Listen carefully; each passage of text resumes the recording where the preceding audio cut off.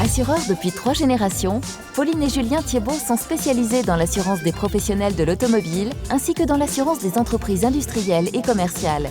Le cabinet Thiebaud-Champenois accompagne également les particuliers. Pour plus d'informations, rendez-vous au sein de l'agence Abeille Assurance. Le sprint est lancé de très loin. C'était 5 dans le groupe de tête. Lundi, vivez en direct le Paris 3 2023. Dès midi, retrouvez une émission spéciale d'avant-course en direct de Colombey-les-Deux-Églises. Et à 13h, Allez, c'est parti, kilomètre 0 s'attaque d'entrée. top départ de la course en direction de Troyes. Le Paris 3, à vivre en direct, lundi, dès midi, sur Puissance Télévisions.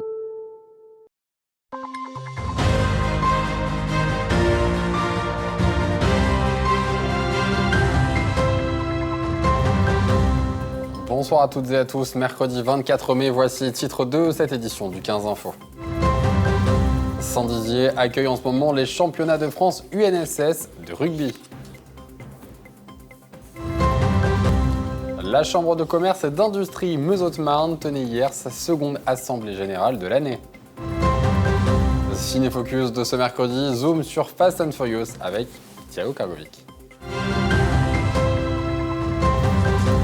Mais avant de développer ces titres, la principale information de la journée, c'est cet accident mortel survenu ce matin aux alentours de 9h20 sur la route nationale 67 qui contourne Joinville en Haute-Marne. Pour des raisons encore floues, une collision s'est produite entre une voiture et un camion poids lourd. À bord du premier véhicule, une femme de 56 ans et son animal de compagnie. Les deux n'ont pas survécu au choc. Du rugby anime en ce moment les terrains de l'espace Jean Meffert de Saint-Dizier. 16 équipes de catégorie minime s'affrontent pour décrocher la Coupe de France UNSS masculine. La finale se tiendra demain à 14h devant le président de la Fédération française de rugby venu en terre bagarde pour l'occasion, Thiago Kargovic. Ces 280 rugbyman qui se sont qualifiés après plusieurs compétitions départementales et académiques pour ce championnat de France UNSS de rugby minime garçon. Au total, 30 jurys et une dizaine d'arbitres sont rassemblés pour l'événement. Ces équipes qui sont présentes, ça vient à peu près de toute la France, en sachant que notre organisation, globalement pour schématiser, il y a un qualifié par grande région. Malheureusement, pas de locaux en région Grand Est qualifiés cette année. L'an passé, le collège de Vindre a remporté le championnat face à Lynx. S'ils comptent bien réitérer l'exploit, ces 2 jours de rencontre sont l'occasion pour eux de revoir les copains. Franchement, c'est super cool. Hors des matchs, franchement, moi, personnellement, je vais discuter avec tout le monde. C'est un peu comme une colonie de vacances pour moi, on va dire ça comme ça. Exactement pareil. C'est très bien parce qu'il y a du monde, on peut parler, il y a des activités, donc ça nous occupe. Ouais, c'est assez diversifié, on vient pas. Genre par exemple hier, lors de notre arrivée, on n'a pas fait que du rugby direct. Il y avait du volley, il y avait des tirs au laser et tout. On peut un peu faire d'autres choses pour se changer les idées, quoi. Pas penser qu'à la compétition. Ce championnat permet également à de jeunes arbitres d'obtenir une certification nationale. Aux côtés des membres de la commission nationale UNSS de rugby, ils vont arbitrer les rencontres et être examinés. Il y a 2 évaluations. Une évaluation théorique qu'ils ont tous passée hier. Les notes vont de 14 à 20 sur 20, donc il y a un bon niveau théorique. Et une grosse évaluation sur le terrain pendant 2 jours où ils auront une note. Et à l'issue de ces 2 évaluations, ceux qui auront obtenu 16 sur 20 et au-delà pourront avoir leur certification nationale et peut-être trouver le plaisir pour aller arbitrer en club et être récupéré, entre guillemets, ou arbitrer sur la Fédération française de rugby. D'ici là, ils devront arbitrer jusqu'à 28 matchs par jour de 6 minutes avant la finale prévue ce jeudi à 14h où le vainqueur se verra décerner le titre de champion de France UNSS. Et organisée 3 fois par an, la Chambre de commerce et d'industrie Meuse-Haute-Marne a choisi de délocaliser sa dernière assemblée générale aux Halles de Saint-Dizier pour évoquer l'avenir du commerce. Inauguré en mars dernier, ce lieu est un modèle à suivre aux yeux du président de la Chambre pour dynamiser les centres-villes. Écoutez-le. Le commerce a changé en pleine mutation, les centres-villes se vident, le samedi n'est plus un jour commerçant, il y a des vraies interrogations, il est vraiment urgent d'agir. Et pour parler commerce, en fait, on s'est dit, autant aller sur le terrain. Et sur le terrain, dans un lieu emblématique. Pourquoi emblématique ? Parce qu'ici, le marché couvert de Saint-Dizier, qui est inauguré le 11 mars dernier, en fait, est finalement le symbole de la politique volontariste de la ville de Saint-Dizier, qui met tout en œuvre pour repenser le centre-ville, pour repenser, pourquoi pas aussi l'expérience client. Et c'est vrai que l'objectif de ce marché couvert, en fait, c'était de l'intégrer au centre-ville pour ramener du flux. On doit repenser en fait le commerce de centre-ville comme étant une expérience client. En fait, aujourd'hui, à l'heure d'Internet, à l'heure des grandes surfaces, etc., je pense que les gens ont besoin de revenir à des fondamentaux comme la proximité, le contact humain, et puis venir chercher quelque chose. Et comme chaque mercredi, voici Ciné-Focus.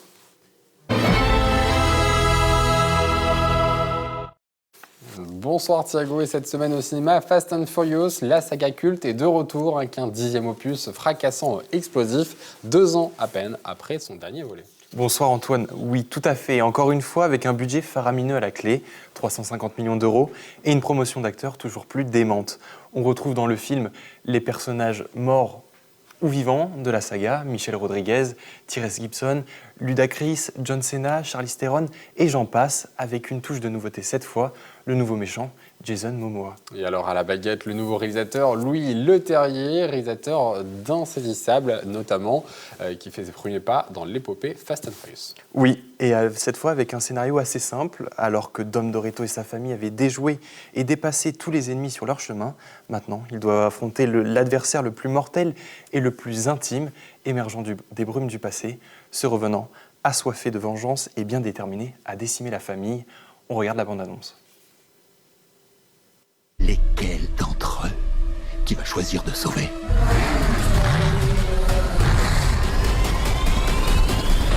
C'est parti !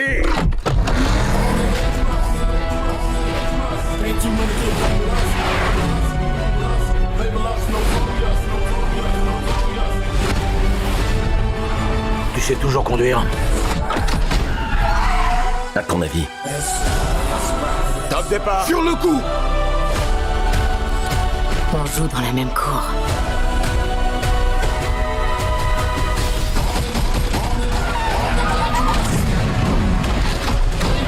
Papa, aide-moi ! Oui, mon fils, je suis là. Les débuts du film annoncent rapidement la couleur. Très vite, on découvre avec naturel une bombe géante circulant dans Rome. Oui, tout à fait. Les premières minutes du film donnent le ton au film, et ça ne dit rien qui vaille d'ailleurs. Syndrome du blockbuster à l'américaine, le film puise sa force dans une succession d'effets spéciaux au détriment de toute cohérence narrative. Plus tard, le film multiplie les rencontres soi-disant inattendues entre les différents personnages dans des rendez-vous aux 4 coins du globe, promenant le spectateur partout et nulle part à la fois. Alors, mais qu'en est-il de Vin Diesel, héros d'une longue saga qui la porte trop souvent sur les épaules ?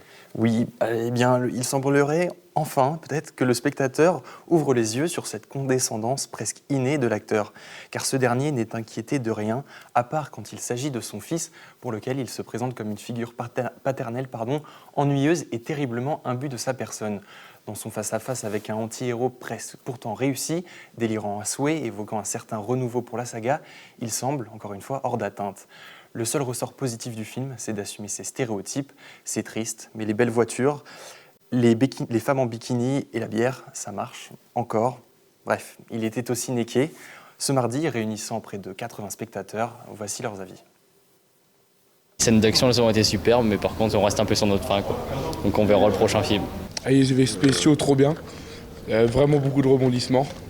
Tip top, quoi. En fait, on s'attendait un peu à un truc comme ça et on n'est pas déçus. Il est très bien, ça suit les 2 premiers films, même un peu en mieux. Le film, franchement, était très bien, juste la fin. Je suis déçue parce que j'aurais aimé savoir, mais sinon, très bien le film. Très sympathique, pas mal d'action. Beaucoup d'humour aussi. Ouais, il a changé dans les Fast and Furious beaucoup d'acteurs, des grands acteurs que moi personnellement que j'adore. Et voilà, merci, c'est la fin de cette édition. Tout de suite, la météo de demain. Excellente soirée sur Puissance Télévisions. Toute l'actualité qui vous concerne, à voir et à revoir dès maintenant sur puissancetélévision.fr et sur notre application mobile.